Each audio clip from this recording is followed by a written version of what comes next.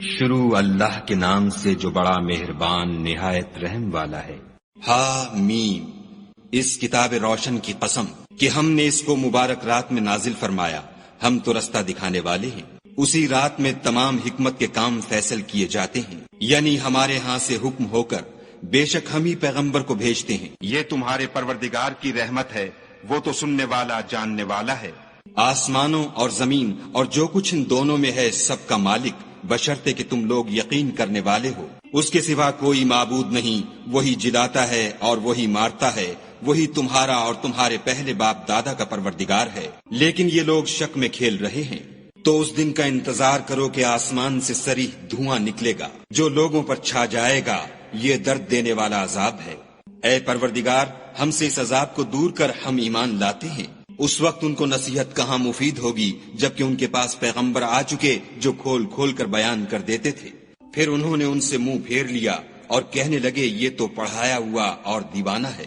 ہم تو تھوڑے دنوں عذاب ٹال دیتے ہیں مگر تم پھر کفر کرنے لگتے ہو۔ جس دن ہم بڑی سخت پکڑ پکڑیں گے تو بے شک انتقام لے کر چھوڑیں گے۔ اور ان سے پہلے ہم نے قوم فرعون کی آزمائش کی اور ان کے پاس ایک عالی قدر پیغمبر آئے جنہوں نے یہ کہا کہ خدا کے بندوں یعنی بنی اسرائیل کو میرے حوالے کر دو، میں تمہارا امانت دار پیغمبر ہوں، اور خدا کے سامنے سرکشی نہ کرو، میں تمہارے پاس کھلی دلیل لے کر آیا ہوں، اور اس بات سے کہ تم مجھے سنگسار کرو، اپنے اور تمہارے پروردگار کی پناہ مانگتا ہوں، اور اگر مجھ پر ایمان نہیں لاتے تو مجھ سے الگ ہو جاؤ۔ تب موسیٰ نے اپنے پروردگار سے دعا کی کہ یہ نافرمان لوگ ہیں۔ خدا نے فرمایا کہ میرے بندوں کو راتوں رات لے کر چلے جاؤ، اور فرعونی ضرور تمہارا تعاقب کریں گے، اور دریا سے کہ خشک ہو رہا ہوگا پار ہو جاؤ، تمہارے بعد ان کا تمام لشکر ڈبو دیا جائے گا۔ وہ لوگ بہت سے باغ اور چشمے چھوڑ گئے، اور کھیتیاں اور نفیس مکان اور آرام کی چیزیں جن میں عیش کیا کرتے تھے۔ اسی طرح ہوا اور ہم نے دوسرے لوگوں کو ان کا مالک بنا دیا۔ پھر ان پر نہ تو آسمان اور زمین کو رونا آیا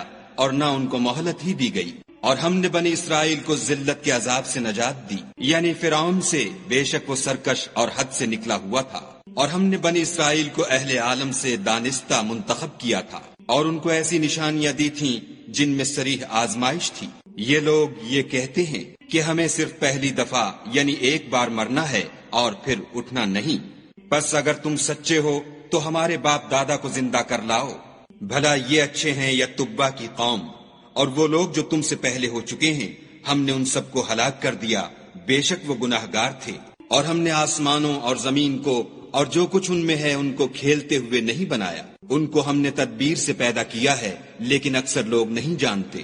کچھ شک نہیں کہ فیصلے کا دن ان سب کے اٹھنے کا وقت ہے، جس دن کوئی دوست کسی دوست کے کچھ کام نہ آئے گا اور نہ ان کو مدد ملے گی، مگر جس پر خدا مہربانی کرے وہ تو غالب اور مہربان ہے۔